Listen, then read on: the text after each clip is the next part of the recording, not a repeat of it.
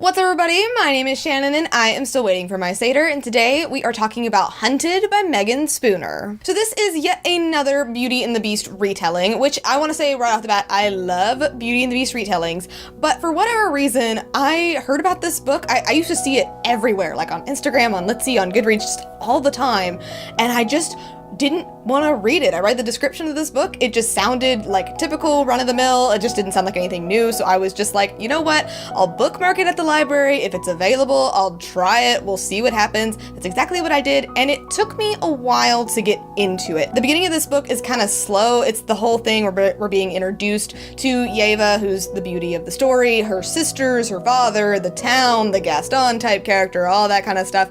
And it was just kind of slow going, and it was also very reminiscent of A Court of Thorns and Roses, which some of you guys might know. I love A Court of Thorns and Roses, so I kept comparing these books and it just wasn't matching up, and I just was like, okay, this is not going anywhere, I'm not enjoying this.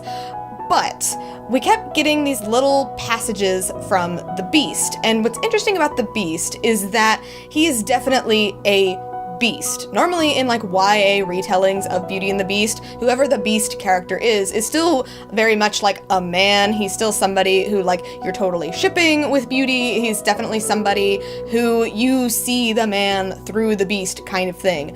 Not in this case though. In this case, he is definitely a beast. He is somebody who you can tell was a man at some point, but now is somebody who's struggling with losing their humanity, and they don't think that they can get it back. They are becoming a beast, and yet they are not quite a beast. They don't know where they fit in the world, and it's tearing them apart on the inside. They're existing with this duality, and they don't know how to handle it. They've tried to kill themselves time and time again, and it never works because he is cursed to keep on living this way. And he wants more than anything else to be free of this pain. It might sound very Raylo, and that's because it is very Raylo. I'm sorry, did you think I could go a whole video without talking about Star Wars? Because I can't, so there. So I really liked that aspect. I really liked that we were getting these little glimpses of the Beast and like how he describes things and how he refers to everything with like the royal we, because he's referring to that duality within himself. Whenever he starts using I, you know that that man is starting to come back through, like Yeva's starting to bring the man back out of him.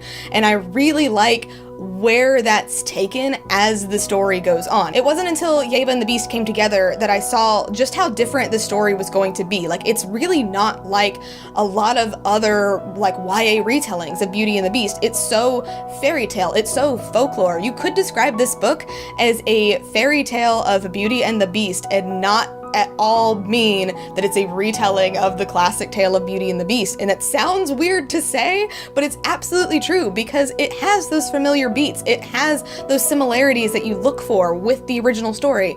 And yet it's so different. It's drawing on like Russian folklore. It's drawing from like all of these other things, and the way that like Yeva is going on this journey, the way she has this longing, this want to be a part of something else, the way that her and the Beast's relationship develop.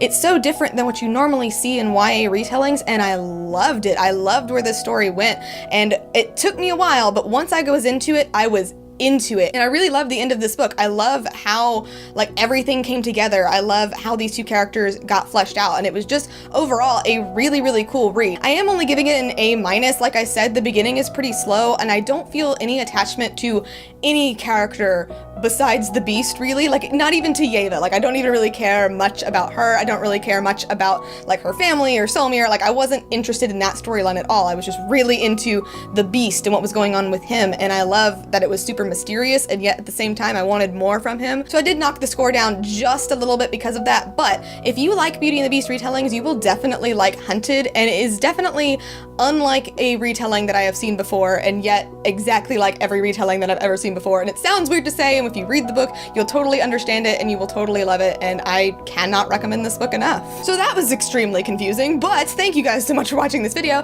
If you liked it, be sure to hit that like button down below, and don't forget to subscribe so you can talk books with me every week. That is everything I got for you today, and I will see you guys next time. Bye!